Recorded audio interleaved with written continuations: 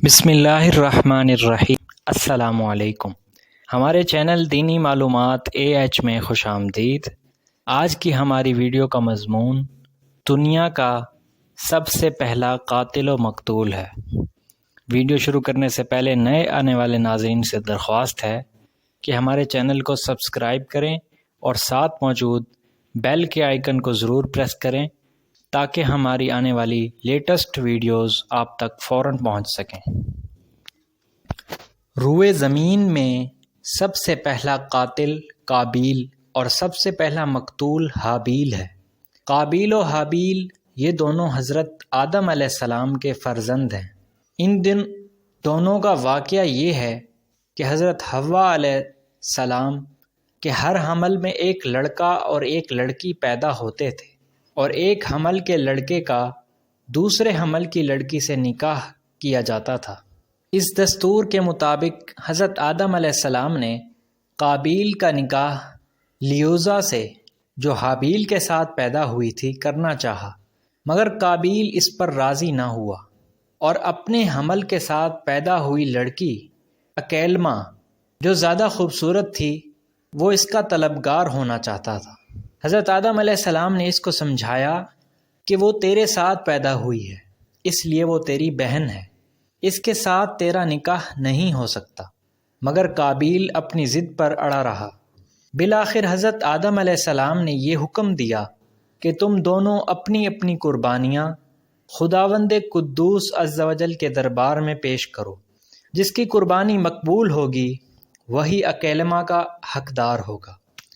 اس زمانے میں قربانی کی قبولیت کی نشانی یہ تھی کہ آسمان سے ایک آگ اتر کر اس کو کھا لیا کرتی تھی۔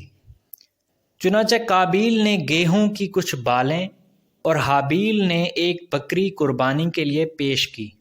آسمانی آگ نے حابیل کی قربانی کو کھا لیا اور قابیل کے گیہوں کو چھوڑ دیا۔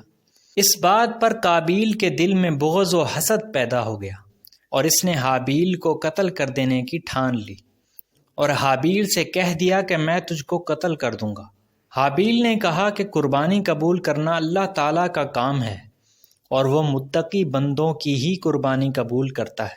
اگر تو متقی ہوتا تو ضرور تیری قربانی قبول ہوتی۔ ساتھ ہی حابیل نے یہ بھی کہہ دیا کہ اگر تو میرے قتل کے لیے ہاتھ بڑھائے گا تو میں تجھ پر اپنا ہاتھ نہیں اٹھاؤں گا، کیونکہ میں اللہ سے ڈرتا ہوں۔ میں یہ چاہتا ہوں کہ میرا اور تیرا گناہ دونوں تیرے ہی پلے میں پڑیں اور تو دوزخی ہو جائے، کیونکہ بے انصافوں کی یہی سزا ہے۔ آخر قابیل نے اپنے بھائی حابیل کو قتل کر دیا۔ بوقت قتل حابیل کی عمر 20 برس کی تھی، اور قتل کا یہ حادثہ مکہ مکرمہ میں جبل سور کے پاس یا جبل ہیرا کی گھاٹی میں ہوا، اور بعض کا قول ہے کہ بصرہ میں جس جگہ مسجد اعظم بنی ہوئی ہے، منگل کے دن یہ سانحہ ہوا۔ واللہ تعالی اعلم۔ روایت ہے کہ جب حابیل قتل ہو گئے تو 7 دنوں تک زمین میں زلزلہ رہا، اور ہوس و طیور اور درندوں میں اضطراب اور بے چینی پھیل گئی، اور قابیل جو بہت ہی گورا اور خوبصورت تھا، بھائی کا خون بہاتے ہی اس کا چہرہ بالکل کالا اور بدصورت ہو گیا، اور حضرت آدم علیہ السلام کو بے حد رنج و قلق ہوا، یہاں تک کہ حابیل کے رنج و غم میں 100 برس تک کبھی آپ کو ہنسی نہیں آئی۔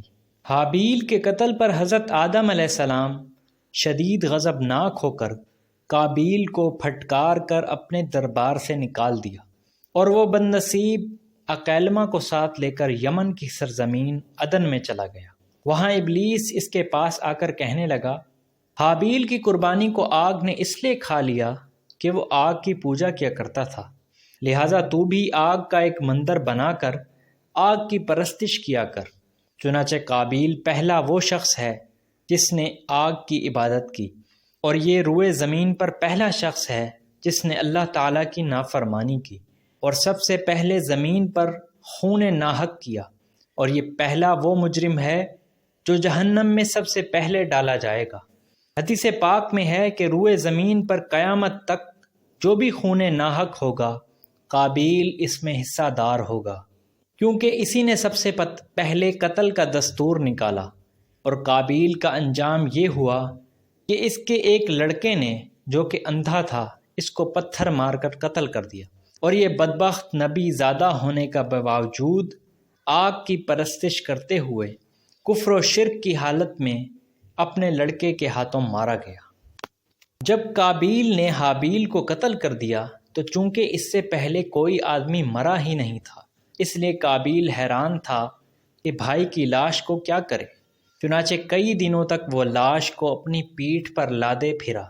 پھر اس نے دیکھا کہ 2 کوے آپس میں لڑے اور ایک نے دوسرے کو مار ڈالا۔ پھر زندہ کوے نے اپنی چونچ اور پنجوں سے زمین کرید کر ایک گڑھا کھودا اور اس میں مرے ہوئے کوے کو ڈال کر مٹی سے دبا دیا۔ یہ منظر دیکھ کر قابیل کو معلوم ہوا کہ مردے کی لاش کو زمین میں دفن کرنا چاہیے، چنانچہ اس نے قبر کھود کر اس میں بھائی کی لاش کو دفن کر دیا۔ حابیل کے قتل ہو جانے کے 5 برس بعد حضرت شیش علیہ السلام پیدا ہوئے، جبکہ حضرت آدم علیہ السلام کی عمر شریف اس وقت 130 برس کی ہو چکی تھی۔ آپ نے اس نے ہونہار فرزند کا نام شیش رکھا۔ یہ سریانی زبان کا لفظ ہے اور عربی میں اس کے معنی حبت اللہ یعنی اللہ کا عطیہ ہے۔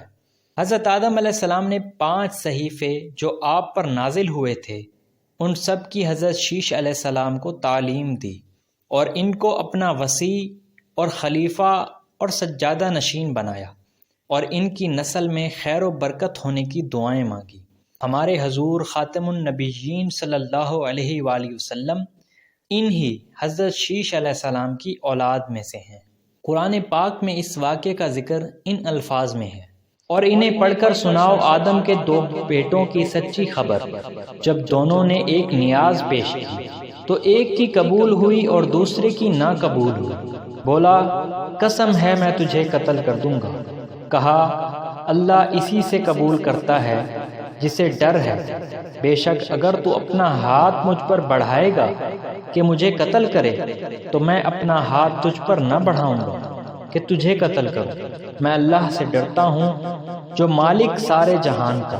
میں تو یہ چاہتا ہوں کہ میرا اور تیرا گناہ دونوں تیرے ہی پلے پڑیں اور تو دوزخی ہو جائے، اور بے انصافوں کی یہی سزا ہے۔ تو اس کے نفس نے اسے بھائی کے قتل کا ہی ارادہ دلایا تو وہ اسے قتل کر دیا اور رہ گیا نقصان اٹھانے والوں میں۔ آج کی ہماری اس ویڈیو میں بس اتنا ہی۔ آپ سے ملاقات ہوگی انشاءاللہ ہماری اگلی ویڈیو میں۔ تب تک کے لیے اللہ حافظ۔